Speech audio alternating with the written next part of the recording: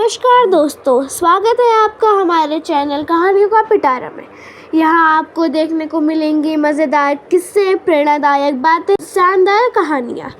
तो अगर आपको कहानियाँ सुनना पसंद है तो अभी हमारे चैनल को सब्सक्राइब कीजिए और जुड़े रहिए कहानियों का पिटारा परिवार के साथ। आज की हमारी कहानी का शीर्षक है मनमौजी सास बहू। एक शाम प्राची टीवी पर सीरियल देख रही होती है, तभी उसकी सास वहाँ आती है। अरे सीरियल में तो ऐसे मग्न है जैसे आज रात का खाना पड़ोसी आकर बनाएंगे। मुझे पता ही नहीं था आपने अपने बेटे की शादी पड़ोस में भी की हुई है। हैं? मतलब? मतलब इस घर में सारा काम बहू ही करती है, आप तो सिर्फ खर्राटे मारती हैं। अच्छा जी, फिलहाल तो तुम आराम फरमा रही हो, चलो जाओ, ये मेरे टीवी देखने का समय है। आहा, इसीलिए मुझे भगाया जा रहा है।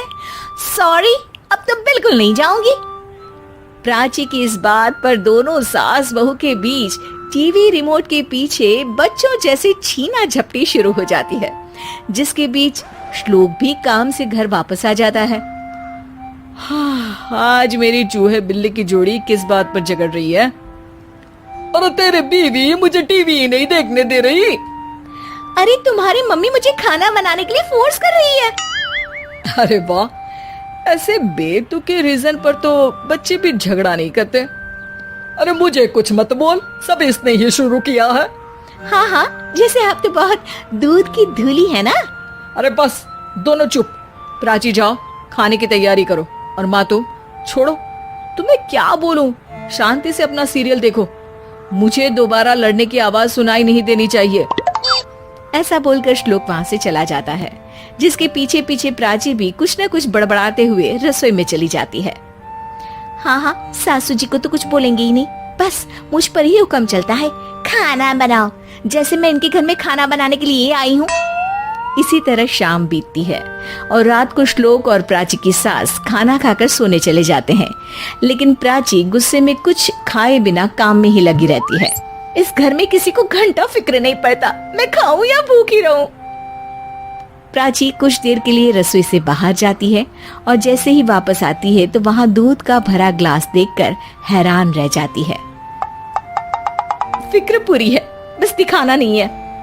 प्राची दूध पीकर सोने चली जाती है और अगली सुबह एक बार फिर सास बहू का कार्टून नेटवर्क स्टार्ट हो जाता है। ये तुमने ही किया है। अरे अजीब जबरदस्ती है, मैं बोल रही हूँ मैंने कुछ नहीं किया। दोनों ने मिलकर पूरे घर को पागल खाना बनाया हुआ है। यहाँ कोई नॉर्मल इंसान तो रह ही नहीं सकता, इसीलिए अब पड़ोसी क्या रिश्तेदार भी घर आने से कतराते हैं। और सुन बेटे, तू भी चंगा, तेरी माँ भी चंगी, तेरी बीवी भी चंगी, रिश्तेदार। हाँ जी, आपको नहीं पता क्या, गंगाधर ही शक्तिमान है, रिश्तेदार ही। हाँ हाँ, बस समझ गया।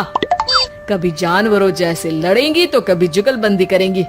भाई मैं आप दोनों के बीच में नहीं फंसना चाहता। ये सब श्लोक देख लेता है। अच्छा बेटे, इतना बड़ा घोटाला, सबके सामने मैं तेरी दुश्मन और पीठ पीछे तेरी मेरी यारी। इस पर श्लोक एक प्लान बनाता है और शाम को सब एक साथ बैठे होने पर बोलने लगता है। माँ, तुम दोनों की बहुत लड़ाई होती है, इसलिए मैं सोच रहा हूँ कि प्राची को उसके घर छोड़ाऊं, इससे वो भी खुश रहेगी और तुम भी। अचानक श्लोक की ये बात सुनकर सास बहू शौक से उसकी तरफ देखती हैं। अरे ऐसे कैसे घर छोड़ाओगे, मुझे कहीं नहीं जाना। अरे तुमने बोला नहीं पर मैंने सुन लिया, तुम्हें मम्मी के साथ रहना अच्छा नहीं लगता, मुझे पता है। अरे वो, अरे जब बहू खुद कुछ काम बोले तो वो तुझे सुनता नहीं, और अब जो इसने बोला ही नहीं वो तू समझ गया। जब उसे नहीं जाना तो फिर जबरदस्ती क्यों कर रहा है? अच्छा, फिर आपको मौसी के घर छोड़ाता हूँ। बस अब आप दोनों एक घर में एक छत के नीचे नहीं रह सकती। मैं इस टॉम एंड जेरी की जोड़ी को और नहीं झेल सकता। है? ऐसे कैसे नहीं रह सकते? तुम्हें इतनी दिक्कत है तो तुम्हारा बोरिया बिस्तर पैक कर देती हूँ, लेकिन मम्मी जी कहीं नहीं जाएंगी। बिल्कुल यही सुनना था मुझे। अगर दोनों में इतना ही प्यार है फिर हर वक्त ये लड़ाई का नाटक क्यों करती हो? देखा मैंने कैसे माँ किचन में दूध रखती है और तुम उनके लिए कमरे में नाश्ता रखती हो, और कैसे वो पहले ही तुम्हारी दिक्कत समझकर घर में पैसे रखकर बाहर जाती है। अरे भाई, इतना ड्रामा तो डेली सोप में भी नहीं होता जितना तुम दोनों ने इस घर में फैलाया हुआ है। तू हमें टॉम एंड जेरी बोलता है ना, तो याद कर वो दोनों भी एक दूसरे को बाहर वालों की बुरी नजर से बचाने के लिए हमेशा सबके सामने लड़ते थे, लेकिन अकेले में दिक्कत के समय मदद भी तो करते थे।